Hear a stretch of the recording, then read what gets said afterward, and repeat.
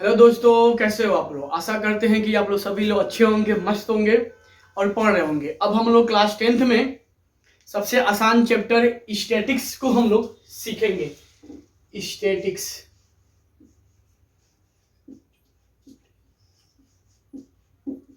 Statics ठीक है। तो यह जो हम लोग का क्लास 10th में लेसन है, तो उसका नाम क्या है? स्टैटिक्स। तो हम लोग ने क्लास 9th में मीन सीखा था और मीडियन सीखा था, ठीक ना। मीन सीखा था और मीडियन सीखा था, और मोड भी हम लोगों ने जूनियर क्लास यानी 8, 9, 7 में हम लोगों ने सीखा था, ठीक ना। लेकिन वहाँ पे इस मीन मीडियन मोड को एक अलग ढंग से हम लोग वहाँ पे फाइंड करते थे। लेकिन आपके इस क्लास 10th में इस मीन मीडियन मोड को निकालने के कुछ अलग अलग रूल हैं, ठीक है। तो पहला हम लोगों ने क्या सीखा था? तो पहले हम लोगों ने सीखा था क्या? मीन। चलो पहले मीन की बात करते हैं। मीन, ठीक है। तो देखो, मीन जो हम लोगों ने सीखा है वो हम लोगों ने सीखा है पहला अनग्रुप डाटा के लिए। Ungroup data, ungroup data. देखो, अनग्रुप डाटा आपका क्या होता है? तो मान लो मैं बोल दूं कि let in class 10th the mark of 10 students is 3। यहाँ लिख लो 10 स्टूडेंट आउट ऑफ 10, है ना। आउट ऑफ 10 इज 3, 4, 7, 8, 9, 2, 1, 1, 2, 3, 4, 5, 6, 7, 5, फिर ये लो 0, ठीक है। ये मतलब यहाँ पे लो क्या लो, यहाँ पे यहाँ लो 4 हो गया। 1, 2, 3, 4, 5, 6, 7, 8, 9, एक और लो भाई 10 आउट ऑफ 10। तो बच्चे देखो ना, मैंने यहाँ पे क्या लिया कि मैंने माना कि क्लास 10th में 10 स्टूडेंट यानी कि 10 स्टूडेंट के, देखो आउट ऑफ 10 मतलब 10 में से 10 स्टूडेंट के मार्क ऐसे दिए गए हैं, ऐसे लिखा गया है। तो हम इस टाइप के डाटा को कहते हैं अनग्रुप डाटा। क्या बोलते हैं? अनग्रुप डाटा, ठीक है। और बच्चे देखो, आपने ऐसे अनग्रुप डाटा का मीन निकालना क्लास 9th या 7th या 8 में सीखा है। तो यहाँ पे भाई क्या सीखे हो कि जब अनग्रुप डाटा ऐसे होता है तो जो उसका मीन आता है मीन, और देखो बच्चे मीन को हमेशा हम एक्स बार से लिखते हैं, एक्स बार से। तो हमेशा जो इसका मीन आता था वह आपका क्या था? तो sum of data upon number of data, upon number of data, यह था, ठीक है। तो बच्चे आप देखो ना, यहाँ पे जो नंबर ऑफ डाटा है, नंबर ऑफ डाटा अगर इसको n माने तो यहाँ से देखो तो क्या थे भाई? 10 स्टूडेंट, और 1, 2, 3, 4, 5, 6, 7, 8, 9, 10 भाई 10 है, ठीक है। तो यहाँ से जब इसका मीन हम फाइंड करेंगे तो हम इन सबको ऐड कर देते थे। 3 + 4 + 7 + 8 + 9 + 2 + 1 5 4 फिर 10 अपान क्या था? 10, ठीक है ना। ऐसे करके हम इसका मीन निकालना, इसका हम सीखते थे भाई। देखो ना, आप इसको ऐड कर दो और जो आएगा ठीक ना, उसमें आप 10 से क्या करो? डिवाइड कर दो। तो ऐसे हम लोगों ने मीन निकालना सीखा था क्लास 9th या 7th में। This is the type of ungroup data, ठीक है बच्चे ना। और इसी को हम एक और फॉर्म में सीखे थे जिसका जो नाम था आपका क्या था? Group data. तो भाई जो आपका ग्रुप क्या होता है, तो थोड़ा उसको हम जा रहे हैं आपको हम बताना।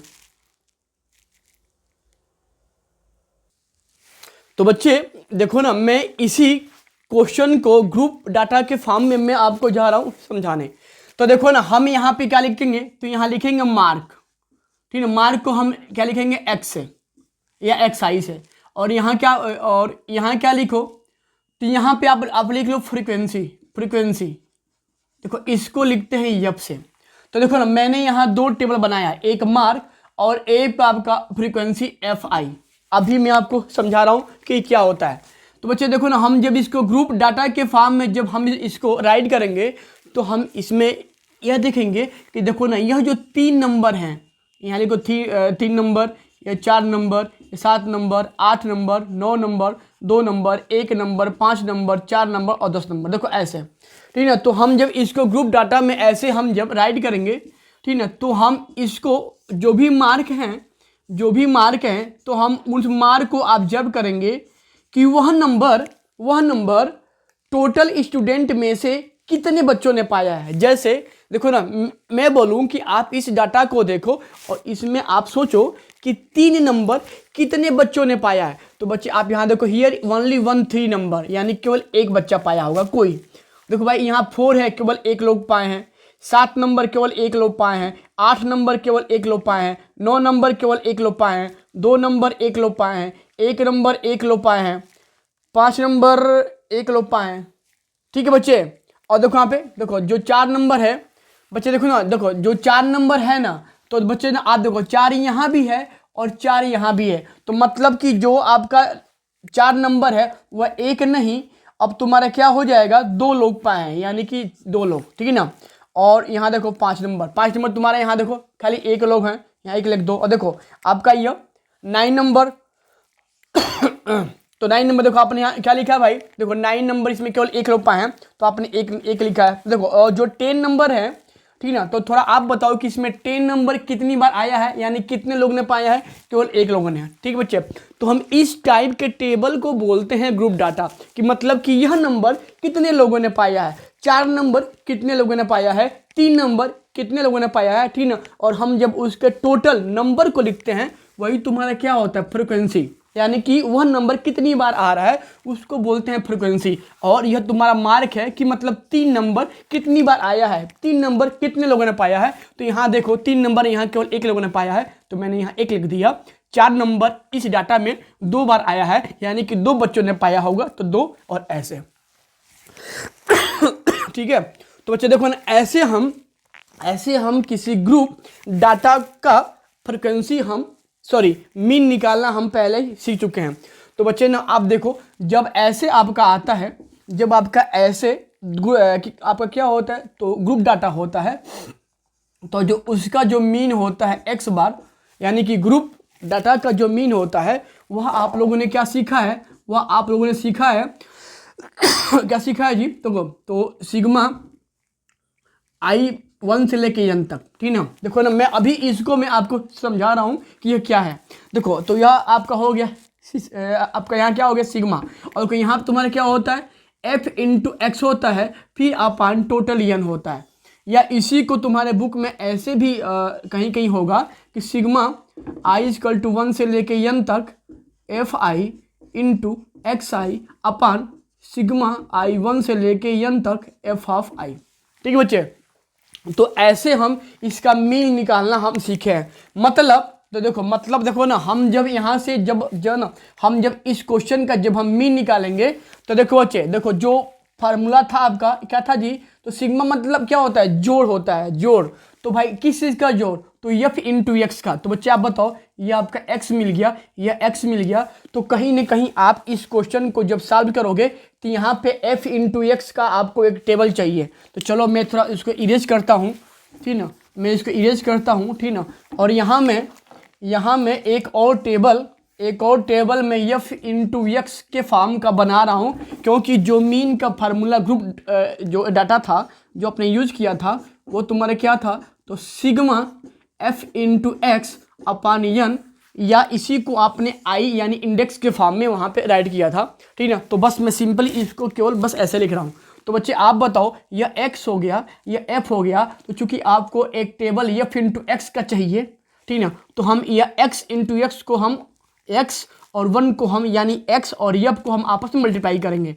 3 इंटू 1 3 हो जाएगा, 4 2 जा 8 हो जाएगा, 7 1 जा 7, 8 1 जा 8, 9 1 जा 9, 2 1 जा 2, 1 1 जा 1, 5 1 जा 5 और 10 1 जा 10। देखो तो that is your the table of f into x, that is your table of f into 8। देखो बच्चे ना, और देखो जो आपका इस फार्मूले का जो यूज था वो आपका एक्स बार बराबर सिग्मा एफ इंटू एक्स था। मतलब ना मैं जब इस एफ इंटू एक्स का जब समेसन करूंगा, जब मैं इनको जोड़ूंगा तो वही आपका सिग्मा एफ इंटू एक्स हो जाएगा। मतलब कि जो एफ इंटू एक्स जो टेबल आएगा, जो एफ इंटू एक्स जो टेबल आएगा, आप जब उसको लास्ट में जब ऐड करोगे, लास्ट में जब आप उसको ऐड करोगे उसी को सिग्मा एफ इंटू एक्स से लिखोगे।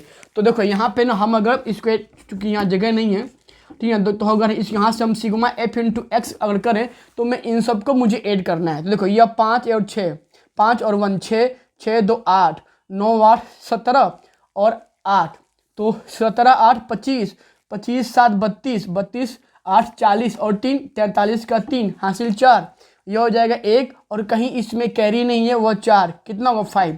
तो that is your sigma f into x. तो ये देखो यानी सिग्मा एफ इंटू एक्स की वैल्यू मुझे 53 मिल गई। और देखो यहाँ देखो ना, हम यहाँ पे सिग्मा एफ यानी यन निकालेंगे। तो मतलब जो यफ है हम जब उसका योग करेंगे, जब उसको सम करेंगे, जो यफ है जब उसका सम करेंगे वही तुम्हारा सिग्मा यफ यानी यन हो जाएगा। तो भाई थोड़ा इसको जोड़ो तो 1 और 2 3 4 5 6 7 8 9 10। तो that is the value of n यानी सिग्मा यफ।